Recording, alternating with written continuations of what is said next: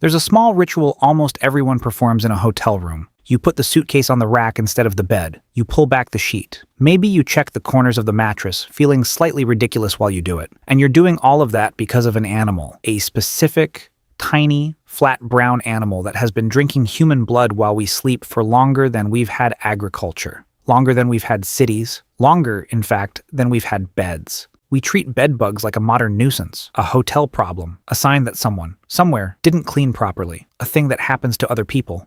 They are none of those things. They are one of the oldest relationships our species has. Older than the dog, older than farming, older than writing, or the wheel, or any city that has ever existed. And it did not start in a mattress. It started in a cave. Here's the part that reframes the whole thing. We didn't discover bedbugs. Bedbugs discovered us. This is the story of how a parasite that had nothing to do with us made a decision, deep in prehistory, to build its entire existence around our bodies, and then followed us everywhere we have ever gone, for 10,000 years, right into the room you're sleeping in tonight. Let's get into it. To answer the question properly, did ancient humans have bedbugs? We have to go to a specific place, because there's a cave in southern Oregon that has been quietly rewriting parts of this story. It's called the Paisley 5 Mile Point Caves, and it's one of the most remarkable archaeological sites in North America. Archaeologists there have pulled out some of the oldest evidence of human presence anywhere in the Americas. Stone tools among the earliest on the continent, and even preserved human waste thousands of years old, from which researchers have extracted actual DNA. It's a place where the ordinary debris of ancient life got trapped and preserved instead of rotting away. And in among all of that, sifting through sediment, a researcher found something very small, 14 fragments of an insect. Now, if you're excavating a cave, insect fragments are not usually the headline, but these were sent to a specialist, a zoo archaeologist whose entire job is identifying ancient bugs, which I would like to note is a real profession and a magnificent one. And when he looked at them, he realized what he had. They were simicids, the family that includes the common bedbug, and they were old. The specimens ranged from roughly 5,000 years old to nearly 11,000 years old. And it's worth pausing on what we're actually talking about here, physically, because the scale is part of what makes this story strange. A grown bedbug is about the size of an apple seed, 5 millimeters, give or take, small enough to sit comfortably on your fingernail with room to spare, flat enough to vanish into a seam you'd never think to look at. That's the animal, not a monster, a speck. And that speck has been a fixture of human life for longer than almost anything we've ever built. To put the age in perspective, before this find, the oldest bedbug family remains anyone had ever recovered came from Egypt, and they were about 3,500 years old. These Oregon specimens beat that record by around 7,500 years, not a small improvement, a complete rewriting of the timeline. So there it is. 11,000 years ago, in a cave that humans were living in, there were bedbug relatives. Question answered, no. Because the actual finding is stranger and more interesting than that, and it's where the story really starts. Here's the twist. The bedbugs in that cave were not, as the researcher himself put it, the bedbug we all know and love from hotel rooms. 3 species were identified from the fragments, and all 3 of them were parasites of bats, not humans. Bats. Which makes sense the moment you think about the setting, because that cave wasn't only a human shelter. It was also a bat roost.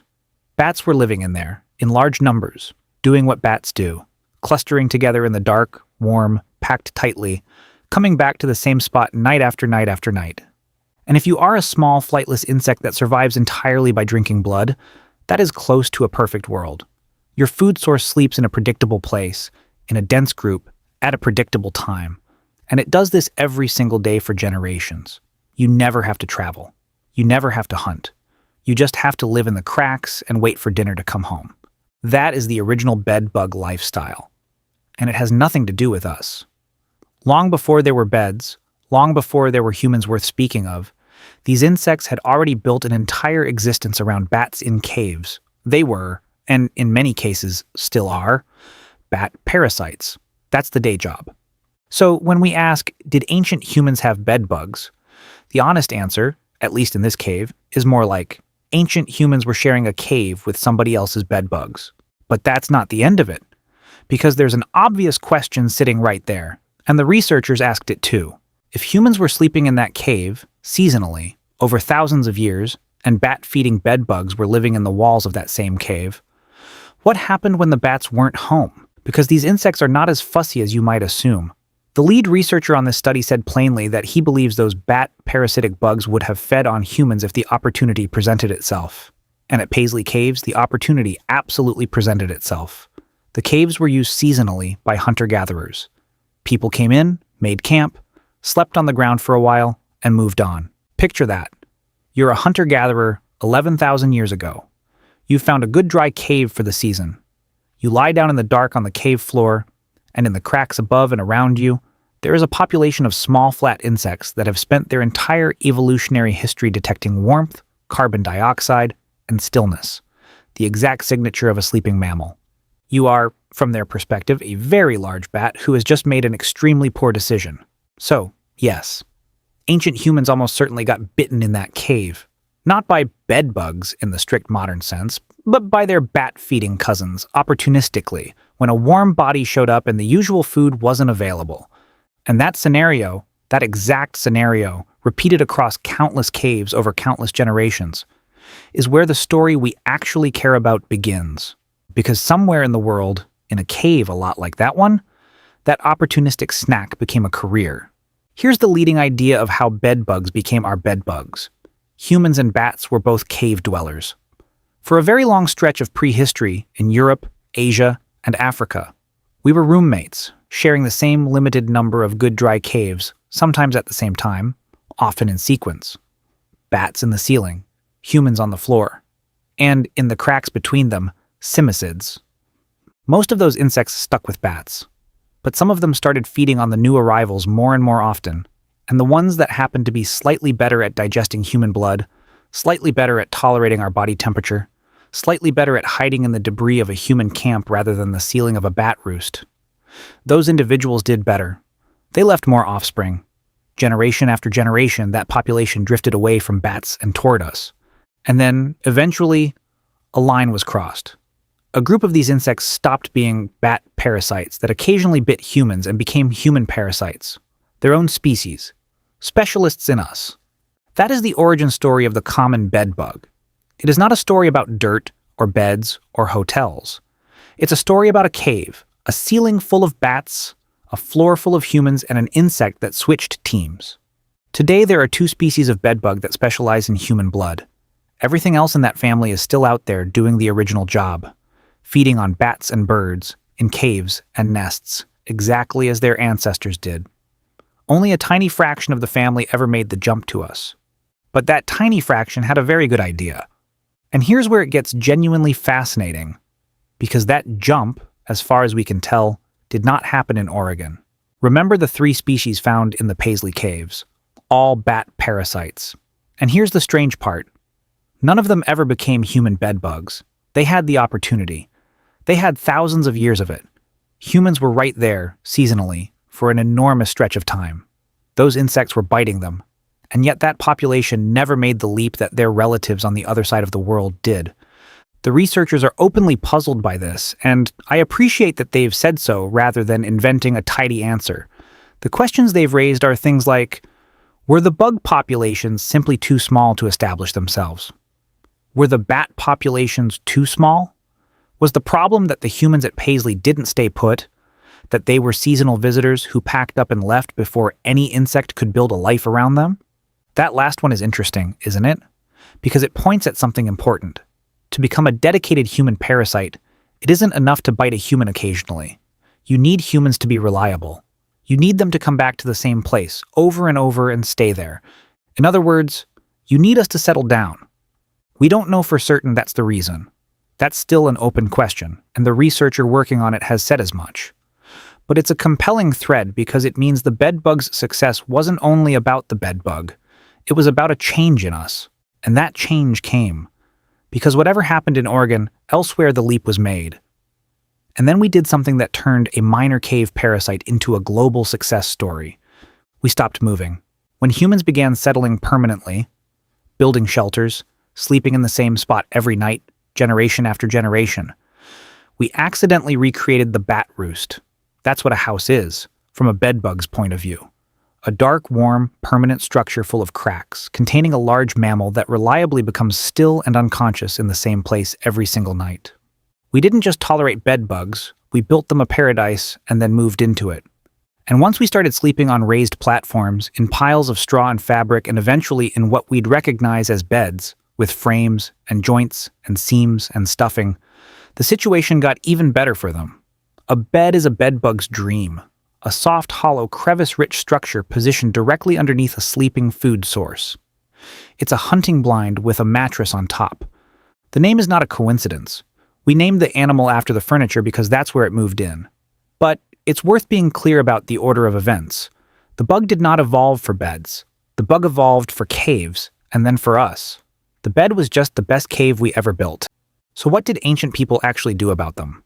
The honest answer is, they knew.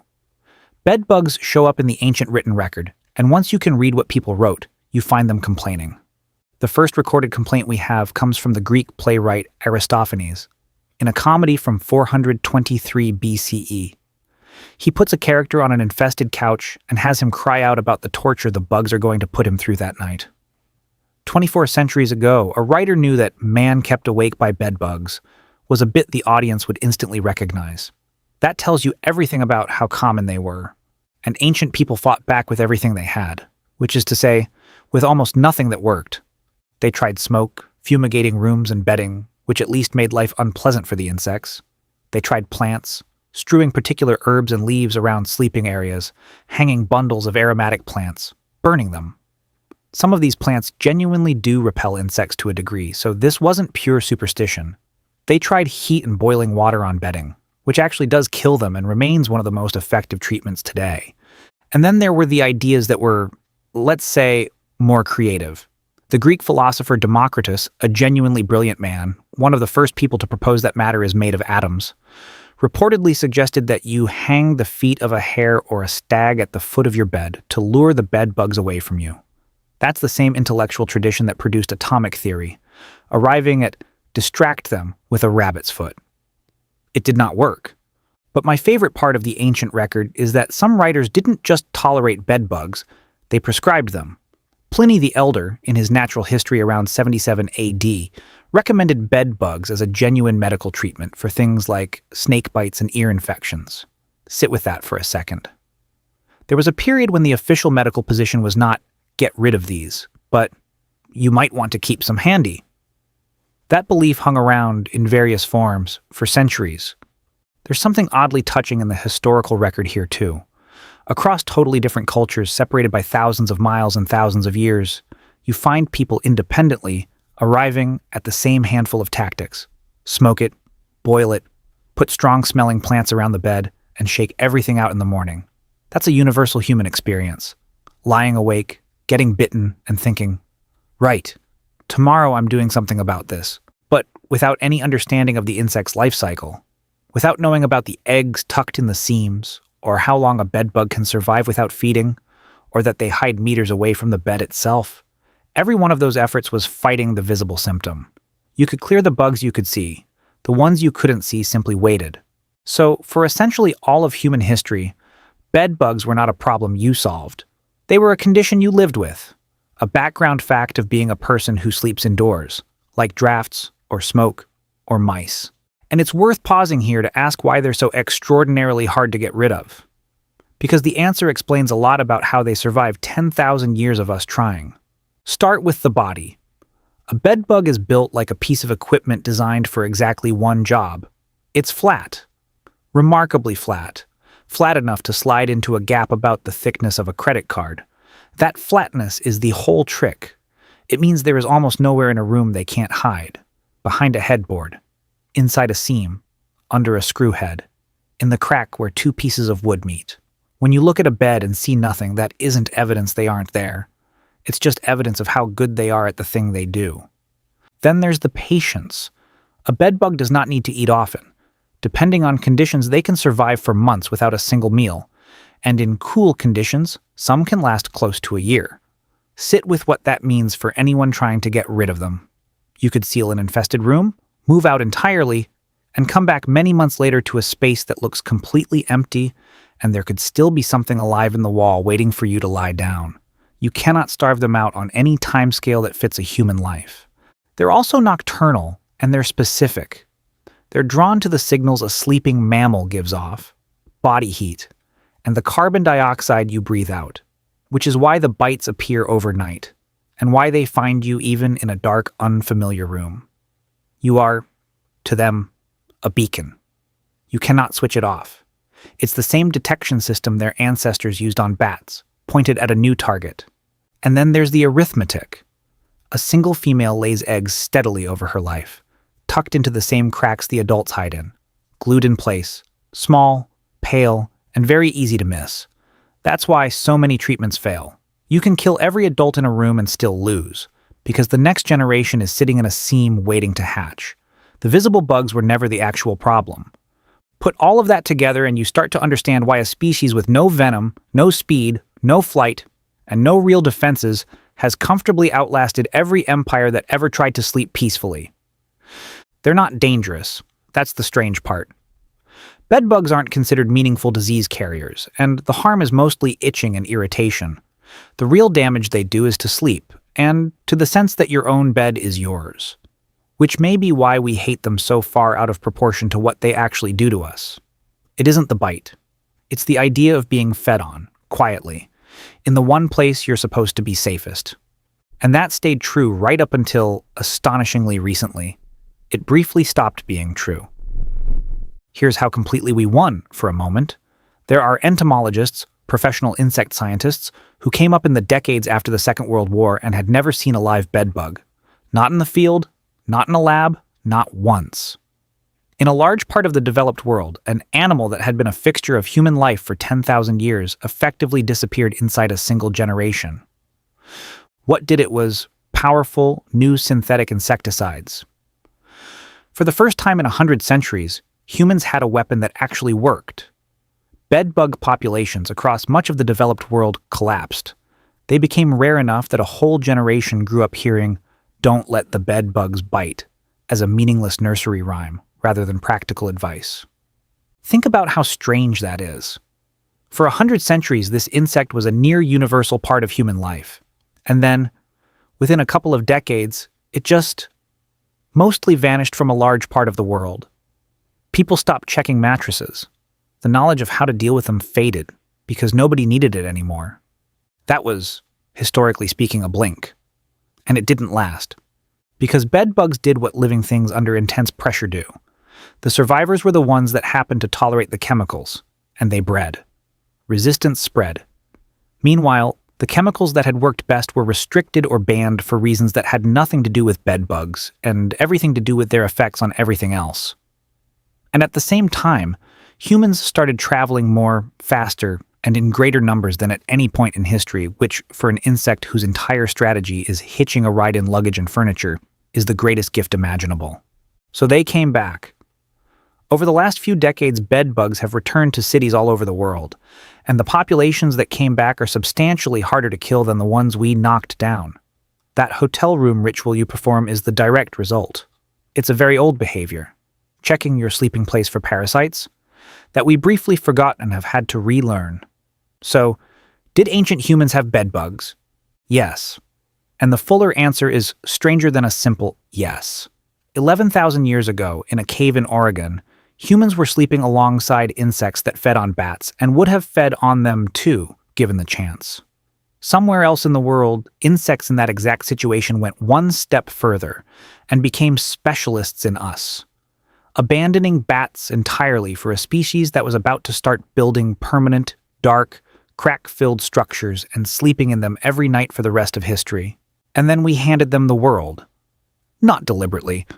We just settled down, built houses, invented beds, filled them with soft stuffing and seams, and then developed a global transport network capable of moving them between continents in a matter of hours.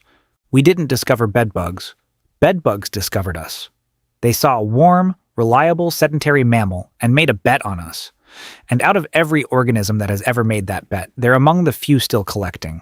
Every bedbug on Earth today is descended from that bet. Not from dirt, not from poor hygiene, not from modern hotels, from a decision made in the dark, in a cave, by an insect that noticed we had stopped moving. That's the whole story. They're not a symptom of the modern world. They're a souvenir from the ancient one. Some things about being human really don't change. This one just has 6 legs. Would you rather deal with the ancient version of this problem or the modern one? No chemicals, but no international travel, or the reverse. Let me know in the comments. See you soon. Please like, share, and subscribe to this channel.